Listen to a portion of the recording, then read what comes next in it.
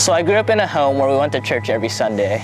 I grew up with a lot of friends who knew the Lord, and my grandmother actually talked to me about Jesus all the time. But as I was growing up, that's something that I never had. I believed that God was good and that He loved me, but I thought it was a conditional love. So I thought I could never have that relationship until I could fix myself up. So going through high school, I realized that I was always longing for something. And I tried to fill that longing with being the best at school, at sports, being the funniest person, feeding my lust, and doing just all these things to try and fill that void that I had.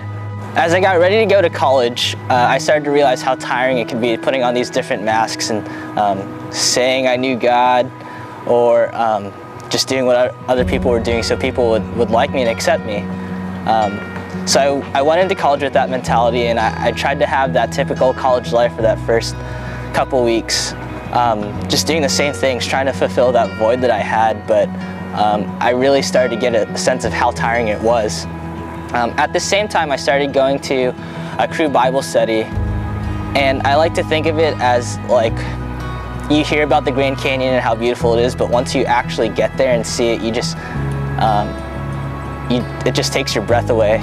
So I think through that Bible study, that's what happened with me and Jesus. I started to get a truer and more beautiful picture of God and His love for us. And I started to hear things like, we could have this relationship with God without having to be good, because Jesus is my perfection and took my sins to the cross. And I just needed to accept that. So after a month or so of going to that Bible study, I was sitting in my dorm, and I was just going through this little gospel presentation, and that's where I came to know the Lord. Life since hasn't been the same. I started to learn more about God and His love for me, and the more I treasured Him.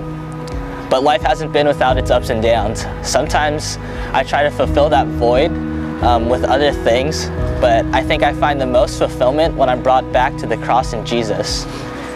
And ultimately, knowing that Jesus accepts me is the greatest thing I could ever ask for. I was longing, and now I'm fulfilled.